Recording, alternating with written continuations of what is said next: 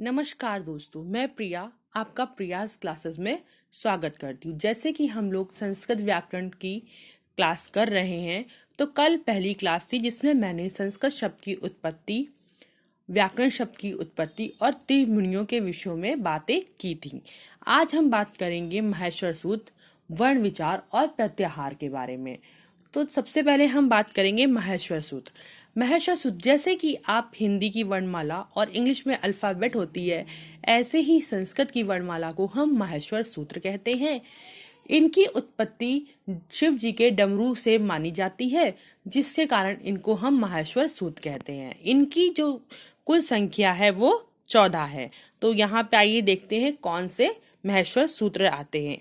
अयुड़, ऋलिक, एओंग, एओच, है वरट, लड़, यम गमनम, झबय, गणदश, जब गणदश, खफ छ ठ त च ट तब, कपय, शशर, हल। इस प्रकार ये 14 माहेश्वर सूत्र होते हैं, जिनके अंतर्गत संपूर्ण वर्णमाला के अक्षर आते हैं। अब हम बात करेंगे वर्ण विचार पे। वर्ण विचार या अक्षर, तो वर्ण सामान्य शब्दों में जो ध्वनियां हम मुख से जिनका उच्चारण करते हैं उन्हें वर्ण या अक्षर कहते हैं। न क्षरति इति अक्षरा, अर्थात जिसका क्षरण या विनाश ना हो वे अक्षर हैं।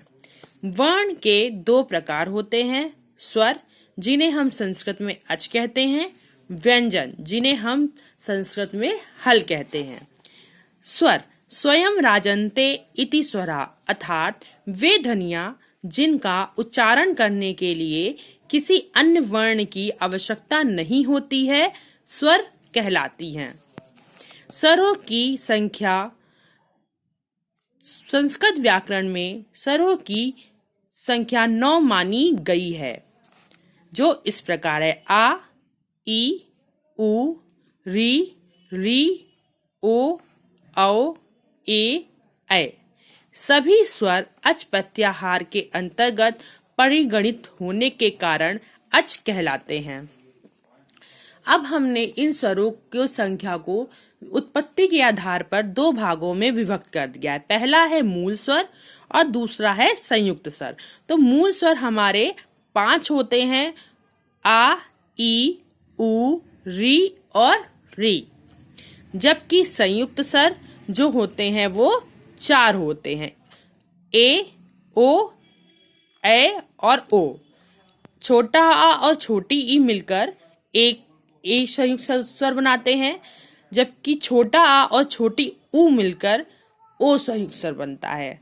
छोटा आ और बड़ी ई मिलकर ए संयुक्त स्वर बनाते हैं और छोटा आ और बड़ा ऊ मिलकर ओ संयुक्त स्वर बनाते हैं। अभी तक हमने स्वर के बारे में पढ़ा था।